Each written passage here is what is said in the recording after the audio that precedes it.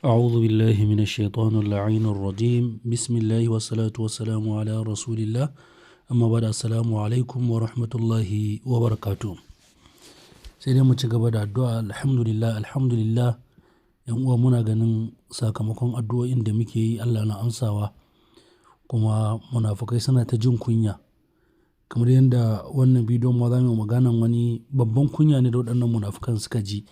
Muna fatan Allah ya ci gaba da kunyata su duniya da lahira. Yanzu nan ba da jimawa ba hukumar IAEA ta tattara yanata ta bar ƙasar Iran. Kamar yadda muka sani a baya, wannan hukumar IAEA ta ƙasar Amerika ce, kusan kace Amerika take ma aiki. Hukuma ce da take kula da harkan yaɗuwa ko hana yaɗuwan makamashin nukiliya ta duniya gabaki ɗaya, wanda aka ƙirƙire ta a ƙarƙashin Majalisar Ɗinkin Duniya. Kuma sanin kowa ne Majalisar Ɗinkin Duniya ta zama 'yar amshin shata. Duk abin da Amerika take so, ko ma in ka ce Majalisar Ɗinkin Duniya Amerika ce, to ba kai kuskure ba. Saboda haka da shi take amfani, tana ƙoƙari ta bautar da duniya gabaki ɗaya. Kar wani ya samu 'yanci da walwala ya zama ya yi abin da ya ga dama ko da kuwa a ƙasan shi ne. Shi yasa sai suka ƙirƙiri wani ƙungiya da sunan banza da wofi su laƙaba ma al'umma da sunan cewa ita ke kula da kaza. Idan mutum ya zo da wani abu da zai hana sashi ya ci gaba, ko kuma ya ci karo da folisi ko wani ƙa'ida na rayuwarsu, so su gindaya dokoki da menene wanda mutum ba zai iya cikawa ba, dole ya haƙura. Kuma the same thing shine abin da ya faru da ƙasar Iran lokacin da ƙasar Iran ta zo tana yunƙurin ƙirƙirar makamashin nukiliya. Waɗannan hukuma ta IAEA ta kafa ƙahon zuƙa ƙasar Iran, duk da ƙasar Iran ta cika duk wani ƙa'idoji da dalilai da ya kamata a batta ta mallaki makamashin nukiliyanta. Amma da yake tsinanu da suka ƙi barin Iran ta mallaki waɗannan, kuma daga bisani suka fara bin ƙasan da bita da ƙulli, har sai da ya kai matsayin da yanzu an kai matsayin da har an yi yaƙi na kwana 12. Kuma abin da zai ba ku sha'awa ya faranta muku rai, an yi mutanen nan su fita, an nuna yanzu ƙasar Iran ta nuna ta saɓule hannunta, ta fita daga cikin wannan ƙungiya. Ita ba ta daga cikin ƙasashen da ke goyon bayan wannan ƙungiya, saboda haka ba ta da hurumi da ita, ba ta. Amma duk da haka, bayan sun zo sun gwabza yaƙi, suna tunanin sun yi bombin ɗin nuclear facilities na ƙasar Iran, sai Allah ya kunyata su, ba su samu dama, ba su samu nasarar bombin ɗin waɗannan wurare ba. Suka yi asarar dukiya masu ɗumbin yawa. Don haka suka nema sulhu a zauna a tsagaita wuta. Duk da haka suna bin ƙididdigi su gano cewa ya aka yi har ƙasar Iran ta yi dubara ta iya kauce ma har-haren da suka kawo kan tashoshin makamashin nukiliyan ƙasar Iran. Bayan haka duk sun gama waɗannan, sun gama baza leƙen asiri da tauraron ɗan adam da waye duka sun yi, sun gama. Ƙasar Iran duk ta bankaɗo su, ta tattoshe su. Duk wani kyamara da zai ɗauki ƙasar Iran ya nuna musu wani abu da hali ko wani hali da ƙasar Iran take ciki, ƙasar Iran ta doɗe shi. Da wani abu da zai rinka nuna tracking, ya rinka bibiyan ƙididdigin ƙasar Iran, duk ba su samu waɗannan abubuwan ba. Kawai daga bisani sai suka turo shugaban wannan ƙungiya ya zo ya faɗo ƙasar Iran, zai faɗo ƙasar Iran. Ƙasar Iran ta hana shi shiga, ya fita cikin kunya.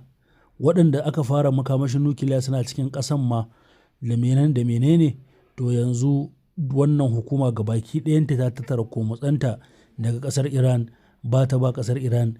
Bayan kafin su wannan abin sun dinga dawowa da niyan a zo a zauna a yi zaman sulhu.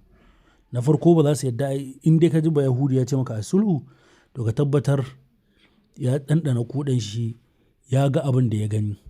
Sannan abu na biyu, idan aka zauna sulhu ko an zauna sulhu, illa abin da za su iya aiwatarwa shine abu guda ɗaya: su hana ƙasar Iran mallakan wannan makamashin nukiliyan.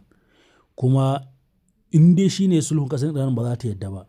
To kaga wani sulhu, ba wani maganar sulhu kenan. A ci gaba da fafatawa, Allah ya ba mai ƙarfi mai rabo sa'a ya kada wanda yake niyyar ya zalunci, musamman wannan zalunci ne ɓaro-ɓaro suke niyyar su yi.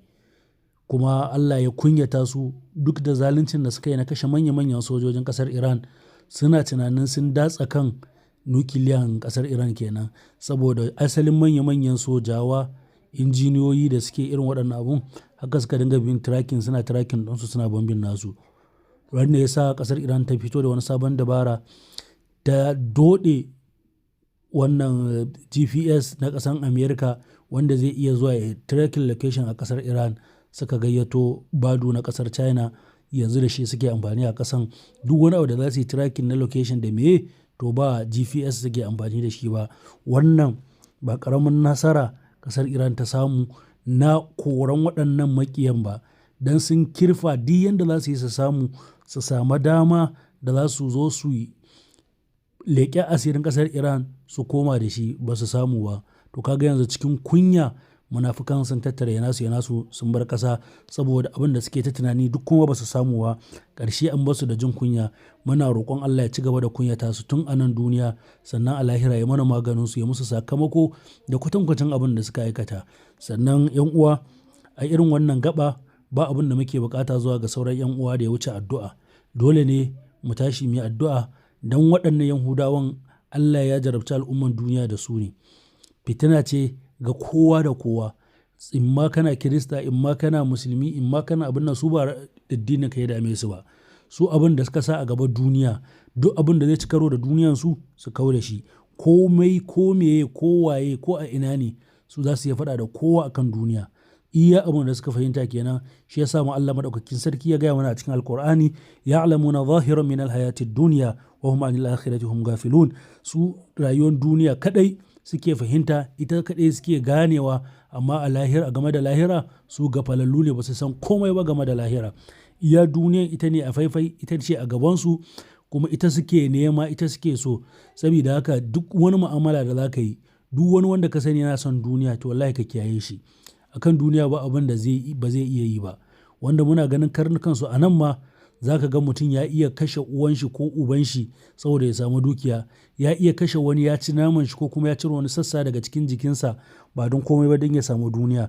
Ya mance da uquba da azaba da zai sha a lahira idan yi waɗannan abubuwan, amma saboda duniyan ta rufe musu ido kamar yadda ya rufe waɗannan Yahudawan, sai ka ga mutum zai iya aikata komai. Muna roƙonka ya Allah, ka zaunar da mu lafiya, ka ba mu natsuwa da kwanciyar hankali a cikin gidajenmu. Dukkan wani mai sharri da makirci ga kasashenmu, ya Allah ka maida mashi da sharrinsa da makircinsa. Ya Allah ka zaunar da mu lafiya, ka ba mu aminci da natsuwa da kwanciyar hankali. Wa subhanakallahumma wa bihamdik, nashhadu an la ilaha illa anta, nastaghfiruka wa natubu ilaik. Wassalamu alaikum wa rahmatullahi wa barakatuh.